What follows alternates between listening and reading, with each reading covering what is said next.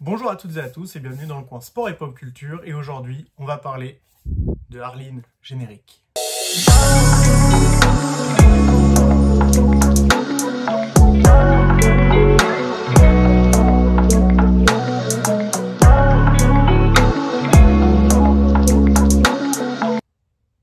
Alors Arline, c'est très simple, c'est l'histoire de Harleen Quinzel que vous connaissez sûrement sous le nom de Harley Quinn. Donc, à partir de là, on se doute très rapidement de quoi parle le comic. C'est effectivement l'origin story d'Harley Quinn.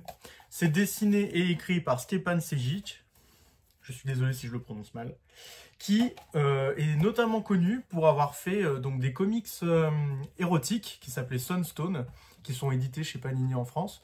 Il est aussi connu pour avoir fait la suite d'Aphrodite 9, qui était une série Topco dans les années 2000, enfin fin 90, début 2000.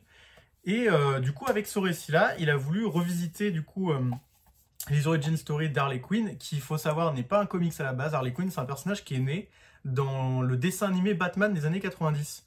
Donc, c'est-à-dire c'est un des rares personnages dans le monde des comics à être né dans un dessin animé et qui, après, a été transposé dans les comics. Donc, en soi, son origin story, on l'a quasiment très rarement eu en comics. Donc, c'était vraiment un événement quand il est sorti il y a très peu de temps, il y a 3 ou 4 ans. Et donc c'est un événement déjà parce que du coup c'est les origin story d'Harley Quinn. Donc vous la voyez au début du coup en tant que psychologue, quand elle arrive à Arkham pour la première fois. Comment est-ce qu'elle va tomber sous le charme du Joker? Pourquoi? Vous voyez là, c'est quand elle arrive à l'asile d'Arkham pour la première fois. Du coup là je vous montre les pages et j'en profite pour vous dire que c'est en soi très très beau. Après, c'est énormément numérique. Stjepan Sejic, c'est quelqu'un qui dessine à la tablette graphique, donc ça se ressent énormément, je trouve, parce que parfois il y en a qui dessinent aussi à la tablette graphique, mais ça se ressent moins. Lui, on ressent beaucoup le côté tablette graphique, mais moi, à titre personnel, j'adhère au dessin. Je trouve ça vachement beau, vachement. J'aime bien sa mise en page. Je trouve qu'elle a une certaine iconisation, une certaine. Vous voyez, hop, par exemple là. Je sais pas, j'aime bien la mise en page, je la trouve inventive, je la trouve plutôt pertinente par rapport à ce que ça essaie de raconter, par rapport à la psyché d'Harley Quinn et tout ça, et par rapport à la manière dont on imagine le Joker, toutes les cases, le quadrillage, tout ça. Vraiment, je trouve le comics beau en termes de dessin, et en plus de ça, vraiment, l'histoire, elle est vraiment très sympathique à lire. Je dis, au-delà même d'être très sympathique, je dirais qu'elle est vachement intéressante en vrai, parce que on remarque...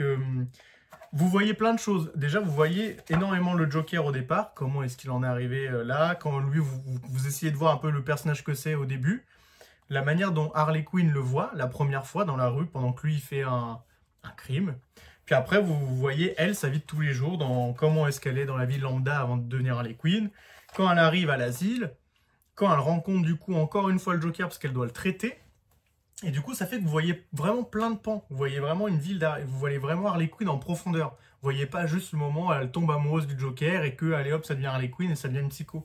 Non, vraiment, vous voyez vraiment sa vie normale et comment petit à petit, elle va rentrer dans une déchéance psychologique à cause d'un amour pour quelqu'un qui lui-même est déjà complètement psychopathe.